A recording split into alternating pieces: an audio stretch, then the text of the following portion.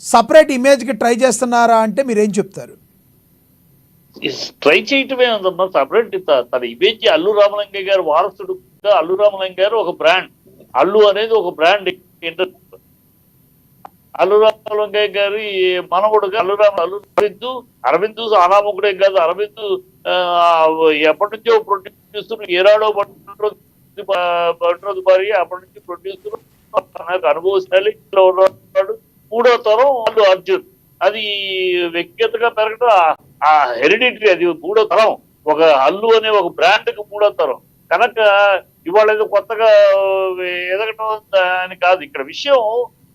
ఈ వీళ్ళిద్దరూ మళ్ళీ అనవసరపు రాద్ధాంతం ఫ్యాన్స్ చేస్తున్నారని చెప్తారు. ఎందుకంటే పవన్ కళ్యాణ్ అన్నాడు, ఏమన్నాడు, ఇలాగ పర్యావరణ మంత్రిగా ఆ రోజుల్లో 40 ఏళ్ల క్రితం కాపాడే వాళ్ళు చేసేవారు, ఈ రోజు ఇప్పుడు ఇలా కాదని ఆయన చెప్పిన దాంట్లో కాస్త ఆయనగా విషయ పరిజ్ఞానం అంతగా లేకపోవడం, ఆయన 20 ఏళ్ళు ఆయన హీరో అయిన 20 ఏళ్ల కాలం తప్పితే అంతకుముందు ఇండస్ట్రీ గురించి పెద్దగా అవగాహన లేకపోవడం వల్ల ఆయన మాట ఏది గతంలో బందిపోటు భీమన్న, రహస్యము, ఇలా సినిమాలు 40 ఏళ్ల క్రితం కూడా మేమందరూ అసిస్టెంట్ పనిచేసాం. అనేక సినిమాలు అడవుల్లో షూటింగ్ చేయడం, తలకోనలో చేయటం, హోగిరికల్లో చేయటం, అక్కడ చెట్లు వేయటం, అక్కడ అడవులు కొట్టేయటం, ఇవన్నీ చేస్తానే ఉండేవాళ్ళం. ఎందుకంటే అప్పుడే అబ్జెక్షన్ లేదు. అబ్జెక్షన్ గవర్నమెంట్ కొట్టకూడదు, అబ్జెక్షన్ అంటే చెయ్యి, అబ్జెక్షన్ లేదు కనుక చేస్తానే ఉన్నాం. ఇవాళ ఎందుకు ఈ తర్వాత కూడా మృగరాజు చిరంజీవి గారు యాక్ట్ చేసిన సినిమానే ఒక మొత్తం అడవిని కొట్టేసి ఒక పెద్ద బ్రిడ్జ్ చేసి 2 సార్లు బ్రిడ్జ్ సెట్ చేసి అక్కడ షూటింగ్ చేశారు. మా అన్నయ్య సినిమా మా అన్నయ్య ప్రొడ్యూసర్, దానికి మాకు తెలుసు. 2 సార్లు అదే సెట్ బ్రిడ్జ్ చేసి అడవిని కొట్టేస్తే, అలాగే అన్నదమ్ముల సవాల్, ఇద్దరు అసాధ్యులే, సాగర్లో కొట్టేసి వేశారు. ఇవన్నీ చెట్లు కొట్టేయటం, అడవులు సెట్ వేయటం అనేది ఇది అనాదిగా వస్తున్నదే. ఆనాడు కాదు, ఈనాడు కాదు, ఎప్పుడు రూల్ వస్తే ఆ రూల్ వచ్చేది.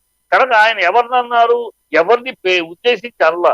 ఆయన ఇన్ జనరల్ అంటే కొంచెం విషయ పరిజ్ఞానంలో ఆయన అప్పుడు ఇప్పుడు అన్నాడు, ఒక మాట అన్నాడు అంతే తప్పితే ఆయన ఒక డైరెక్ట్ గా పుష్పాన్ని గురించి అన్నట్టయితే ఆయన ఎవరినన్నట్టు, పుష్పాన్ని గురించి ఆయన డైరెక్ట్ గా అన్నట్టయితే ఆయన మిత్రపక్షమైన బీజేపీని విమర్శించినట్టే కదా. దానికే ఉత్తమ నటుడు అవార్డు ఇచ్చింది కేంద్ర ప్రభుత్వం.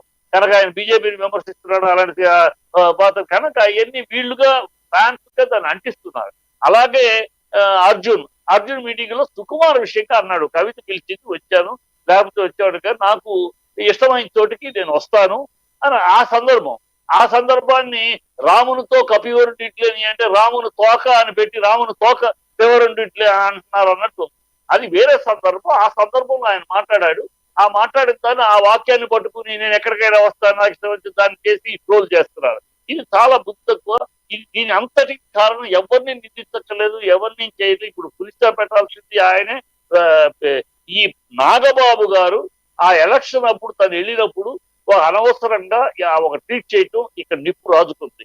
ఇప్పుడు ఆ రోజు వెళ్ళారు. అదే ఒక చిన్న విషయం అమితాబ్ బచ్చన్ సార్ ఒక మాట అడగండి. మీరు అన్నారు కదా నాగబాబు గారు అనవసరంగా ట్వీట్ చేశారా? ముందు నాగబాబు గారు ట్వీట్ చేశారండి. దానికి ఆ వివరణ ఇవ్వబోతున్నా. అదే నాగబాబు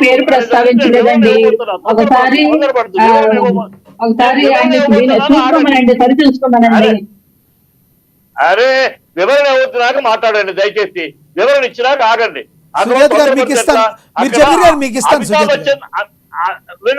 వినండి.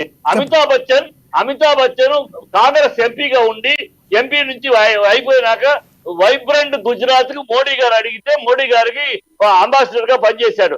అదే టైంలో జయా బచ్చన్ పార్లమెంట్ లో మోడీ గారిని విమర్శిస్తూ మాట్లాడింది.